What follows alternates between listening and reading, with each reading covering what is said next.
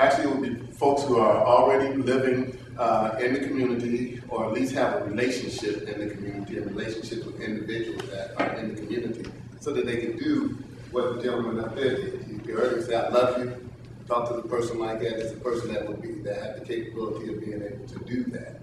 A lot of times when folks are not connected in those close range and those street orders, they don't understand that there is love there. There is people, I got your back. There is trust there that goes on. It's just the violence that occurs, as he indicated.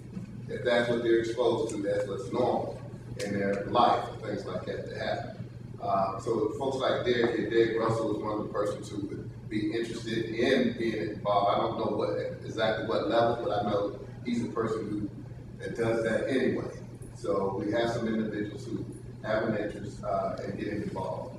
And that would mean there's a difference there. The challenge typically for municipalities is that most municipalities, if you have a felony on your record, or in some cases 3, 4, 5, 6, then it won't hire you.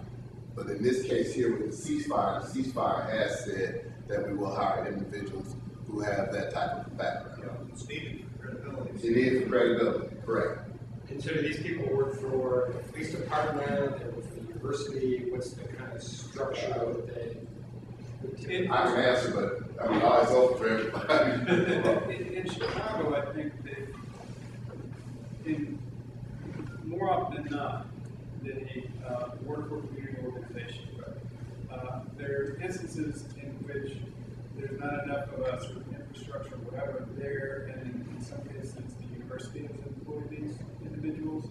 But I've never heard of a scenario in which they directly work for city agents. Right. Certainly not police. So in Baltimore, the city health department is sort of a conduit in which funds flow through, and they facilitate training, resources, and things like that. But it's community organizations that are employing individuals. Funding for that comes from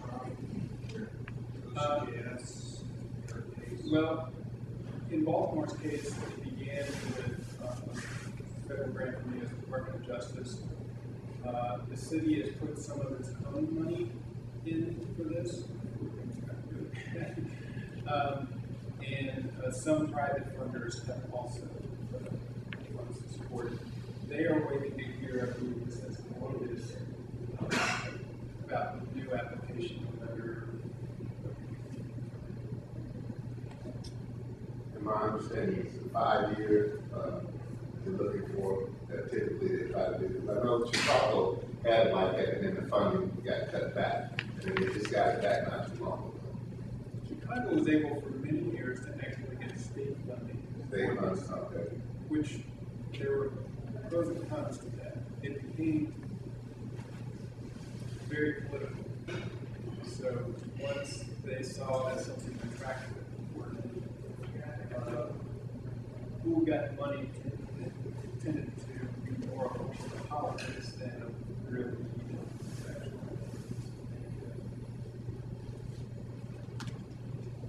I didn't see anything in there on the part where you're intervening with someone who was recently wounded from a gunshot due to gang violence and working with them in a hospital setting. Are those also the same group of interveners, or clinicians trained or hospital staff trained to work with victims to previous violence? Chicago does have a hospital-based intervention program that is connected to the CeaseFire program and its resources in that region.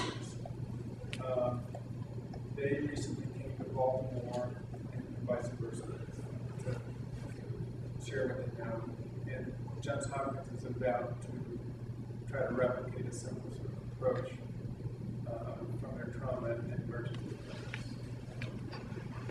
What I think is difficult, at least on the Baltimore side, is that it's a relatively limited area now covered by the program. CeaseFire is going around a little bit more than Chicago. There are pockets in which they have people ready, who might be someone who could come and trust us on shot. Sort of work with them to diffuse the situation, reduce the likelihood of confrontation. We're going to try to do that in Baltimore, and it sort of remains to be seen how well we do it. But that's just an estimate.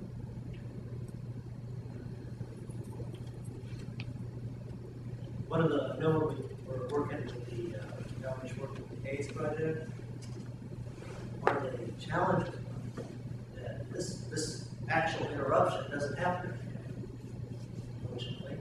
So what do they do, in the days when this is not happening, and convincing them that their job might be 2 o'clock in the morning, have coffee with me, getting that familiarity in the neighborhood, gaining that trust, truly, sincerely becoming friends. It's not manipulating.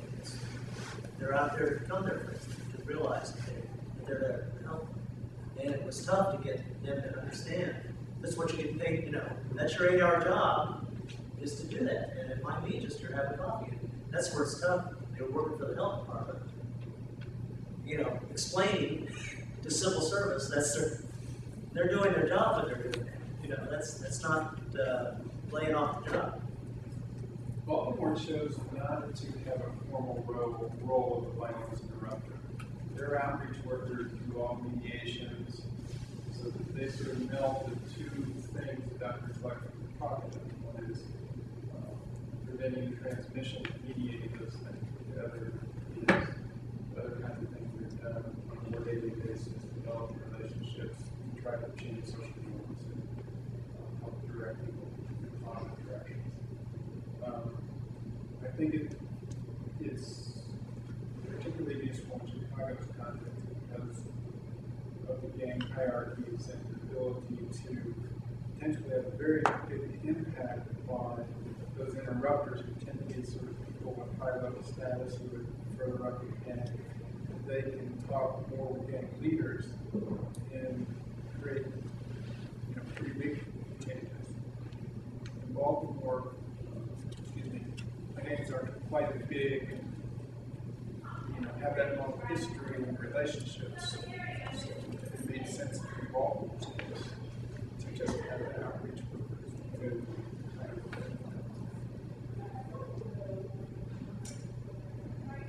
Question.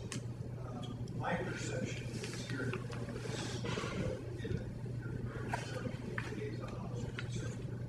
there have been in the past gaps in understanding you within the division of police as to what a liaison officers do versus what patrol does.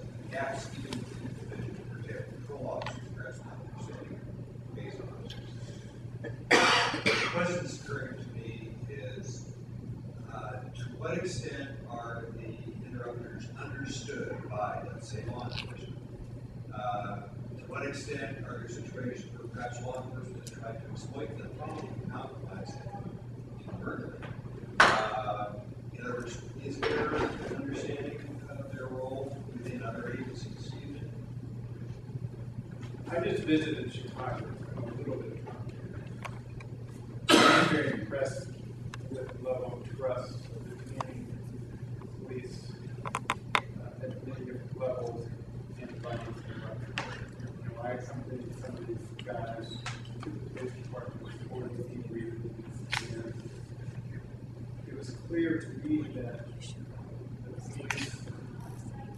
the police are trying to reduce violence. Partly what they did by they understand these interrupters as a resource that help them accomplish their things. So if they know so-and-so is getting out of jail, and they think, they're feeling that they can try to go back and reestablish his roots in such and such gangs, they'll let the interrupters know ahead of time, say, you guys be ready, because he's coming into your area. And so, before the police giving the interrupters information that they might go to use to make them effective, I didn't see information going in another direction for obvious reasons that these guys trust. So clearly, the police could use them if they thought that they might be able to do things that can't I was hoping that would be the answer, but I didn't want to assume. That's what I observed.